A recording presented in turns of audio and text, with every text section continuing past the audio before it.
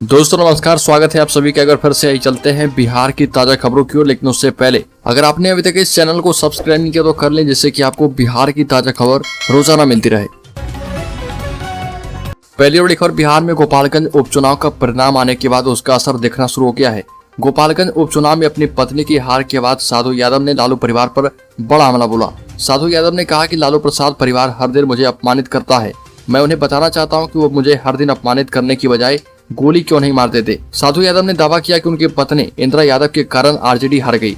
साधु यादव ने यह भी कहा कि आरजेडी ने गोपालगंज में 22 मंत्रियों के अलावा 100 से अधिक वर्तमान और पूर्व विधायकों को लॉन्च किया था। आरजेडी उम्मीदवारों के लिए प्रत्येक दलित और महादलित मतदाताओं को 3,000 रुपए दिए गए, फिर भी वह उपचुनाव हार गए। अगली खबर, भाजपा को छोड़ने की मुड में नहीं है मुकेश सैनी। वीआईपी का दावा, बिहार में बीजेपी का वजूद खत्म होने की कगार पर। वीआईपी के राष्ट्रीय प्रवक्ता देव ज्योति ने दावा करते हुए कहा कि उनकी पार्टी ने मोकामा और गोपालगंज में वोट को ट्रांसफर कराने को लेकर सफलता हासिल की है और अब वह कुर्नी में भी अपना कमाल दिखाएगी। वीआईपी प्रवक्ता ने एक बयान जारी करते हुए कहा कि कुर्नी को लेकर जिस तरीके से बीजेपी के प्रदेश अध्यक्ष संजय जायसवाल ने फेसबुक पोस्ट किया है, उससे यह साफ झलकता है कि बीजेपी का मनोबल गिरा हुआ है। ये भी कहा कि मोकामा में बीजेपी के तमाम नेताओं के चुनाव प्रचार करने के बाद भी सफलता नहीं मिली, जबकि गोपालगंज में एड़ी चोटी का जोर लगाने के बाद भी करीब 1700 वोटों से बीजेपी को जीत हासिल हुई। वीआईपी प्रवक्ता ने यह भी कहा कि कुर्नी में अगर बीजेपी अपना उम्मीदवार खड़ा करती है तो यह गठबंधन और प्रदेश की राजनीति के लिए शुभ संकेत होगा।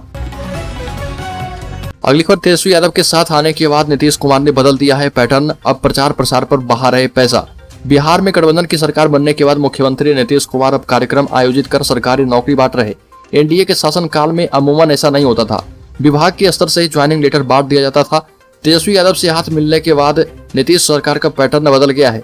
नौकरी बांटने को लेकर अखबारों में विज्ञापन दिया जा रहा, बड़े स्तर पर कार्यक्रम आयोजित कर मुख्यमंत्री और डिप्टी सीएम नियुक्ति पत्र बांटते हैं। पटना में डिप्टी सीएम और सीएम लगातार ऐसे आयोजन कर रहे। नीतीश कुमार ये समझ चुके हैं कि प्रचार प्रसार भी कोई चीज होती है। अगली खबर, कुर्नी विधानसभा उपचुनाव में बीजेपी का चुनाव प्रचार करेंगे चिराग पासवान। बोले, मोकामा में आरजेडी की जीत में नीतीश कुमार का कोई रोल नहीं है।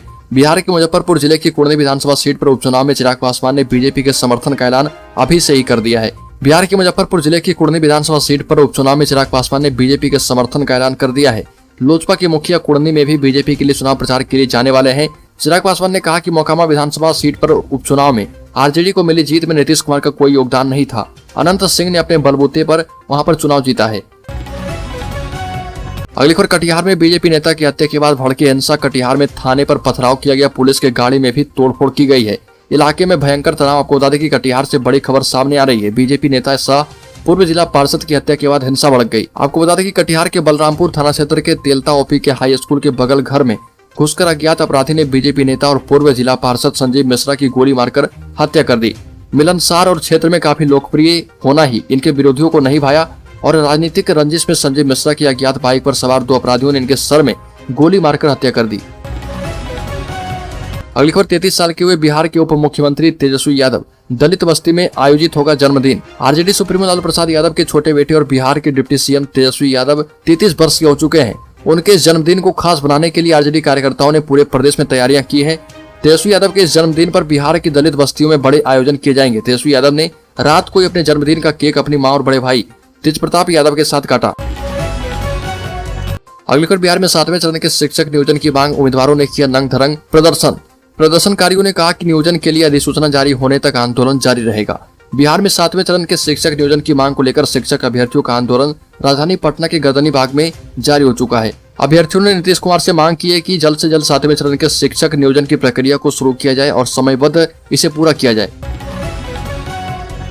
अगली खबर, अररिया में कस्तूरबा बालिका विद्यालय के कर्मियों का धरना, कहा कि सरकारी कर्मचारी की तरह मिले सुविधा। बिहार के अररिया में कस्तूरबा गांधी बालिका विद्यालय के कर्मी 1 दिवसीय धरने पर बैठ गए। कस्तूरबा गांधी बालिका विद्यालय की कर्मचारियों ने मांग की है कि हमारी प्रमुख मांग है कि समाज कल्याण विभाग बिहार सरकार के द्वारा संचालित आवासीय विद्यालय के शिक्षक एवं कर्मचारी को समान वेतन भत्ता और अन्य सुविधा दी जाए। सभी कर्मियों की सेवा पुस्तिका संधारित किया जाए और यदि सरकार हमारी मांगों को पूरा नहीं करेगी तो आगे चरणबद्ध तरीके से आंदोलन किया जाएगा। अगली खबर, बिहार में विधानसभा की 2 सीटों पर उपचुनाव के बाद राज्य की राजनीति गर्म है।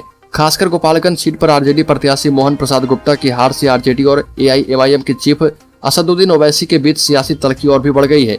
गोपालगंज के परिणाम को लेकर ओवैसी आरजेडी जेडीयू दोनों के निशाने पर है। आरजेडी नेताओं ने ओवैसी को बीजेपी का टीम बी बताया। अपने ट्विटर अकाउंट पर समीर महासेठ ने लिखा कि देश में 6 सीटों पर उपचुनाव हुए। ओवैसी अपने राज्य तेलंगाना में उपचुनाव नहीं लड़े, बल्कि हैदराबाद से हजारों किलोमीटर दूर गोपालगंज में चुनाव लड़ते हैं।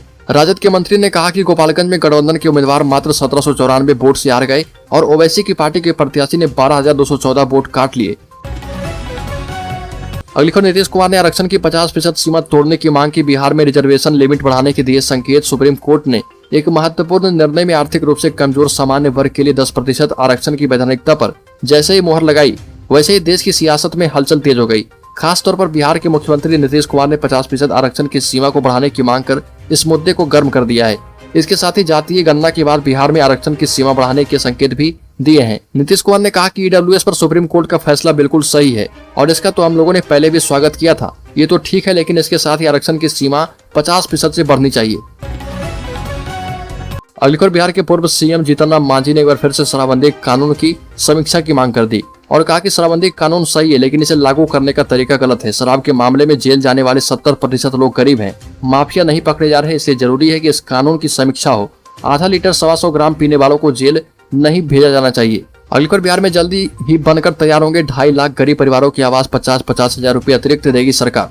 ग्रामीण विकास मंत्री श्रवण कुमार ने विभागीय योजनाओं में पारदर्शिता और काम में ढिलाई बरतने वाले अधिकारियों के खिलाफ कार्रवाई करने के निर्देश दिए।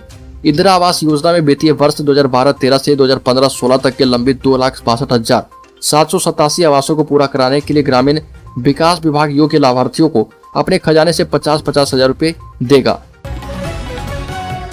अगली खबर, बिहार सरकार ने बिहार विधानमंडल के वर्तमान और पूर्व सदस्यों का वेतन एवं भत्ता बढ़ाने का निर्णय किया है। मंत्री परिषद की बैठक में इसकी मंजूरी दी गई। इस पहल से वर्तमान और पूर्व विधायक एवं विधान पार्षदों के प्रत्यक्ष तौर पर वेतन और भत्ते में 30,000 रुपये से अधिक बढ़ने का अनुमान है। विधानमंडल सदस्य और पूर्व सदस्य सरकार से वेतन और भत्ता बढ़ाने की मांग कर रहे थे और इसमें मूल वेतन, क्षेत्रीय भत्ता, वाहन लोन, चिकित्सा भत्ता, स्टेशनरी भत्ता, निजी सहायक भत्ता, रेल और प्लेन भत्ता, आवास भत्ता आदि शामिल है। यात्रा भत्ता यानी टीए विधानमंडल से सदस्य के क्षेत्र की दूरी के हिसाब से तय होगा। सदस्यों को प्रति किलोमीटर के हिसाब से टीए मिलता है। वेतन में टीए को जोड़ देने के बाद पटना के विधायक को सबसे कम वेतन, जबकि किशनगंज के विधायक को सबसे अधिक मिलेगा। अगली खबर, पटना में 104 सहित डेंगू के 156 नए मरीज मिले। डेंगू का प्रकोप अभी कम नहीं होता दिख रहा। राज्य में अब तक 14 मरीजों की डेंगू से मौत हो चुकी है। बक्सर के एक मरीज की फिर से मौत हुई है। मंगलवार को अजीमाबाद 26, बांकीपुर में 26, पाटलिपुत्रा में 11, कंकड़बाग में 11, पटना सिटी में 10 मरीज मिले हैं। यही इलाके शुरू से ही हॉटस्पॉट बने हैं। इसके अलावा 7 मरीजों का सही पता नहीं मिल पाया। अगली खबर, संविदा पर पायलट बहाल करेगी राज्य सरकार। वेतन प्रतिमाह 5 लाख। आरओबी बनाने के लिए 220 करोड़ मंजूर किए गए। राज्य सरकार ने अपने विमान चलाने के लिए पायलट के पद पर संविदा के आधार पर नियोजन का निर्णय किया है और उन्हें 5 लाख प्रतिमाह वेतन देने की मंजूरी दी गई। बैठक के बाद कैबिनेट के अपर मुख्य सचिव डॉक्टर एस सिद्धार्थ ने बताया कि बिहार अभियंत्रण सेवा वर्ग 2 की भर्ती रूलबुक में संशोधन करते हुए संविदा नियोजित कर्मियों को नियमित नियुक्ति में मान्यता दिए जाने की स्वीकृति दी गई है और इसे नियमित भर्ती में हर वर्ष के अनुभव के लिए 5 अंक और अधिकतम 25 अंक वेटेज मिलेगा। यही नहीं, सचिवालय एवं उसके अन्य कार्यालय और निदेशालय में पदस्थापित पदाधिकारियों को घरेलू सहायता भत्ता की राशि 3,000 से बढ़ाकर 11,190 रुपए कर दी गई। अगली खबर, पटना में शिक्षिका ने किया सुसाइड। पटना के दानापुर स्थित आदमपुर विकासपुरम में देर रात एक स्कूली शिक्षिका ने अपार्टमेंट के 7वीं मंजिल से कूदकर आत्महत्या कर ली। घटना के बाद पूरे इलाके में सनसनी है। घटना की सूचना पाकर मौके पर पहुंची दानापुर पुलिस ने शव को अपने कब्जे में ले लिया। घटना के बारे में बताया जा रहा है कि आदमपुर विकासपुरम निवासी डॉक्टर हरिराम महतो की विवाहिता पुत्री शबनम राज पिछले कई वर्षों से मानसिक रूप से परेशान थी। बताया जा रहा है कि शबनम राज मधुबनी के हरलाखी उत्क्रमित मध्य विद्यालय में सहायक शिक्षिका के रूप में पदस्थापित थी।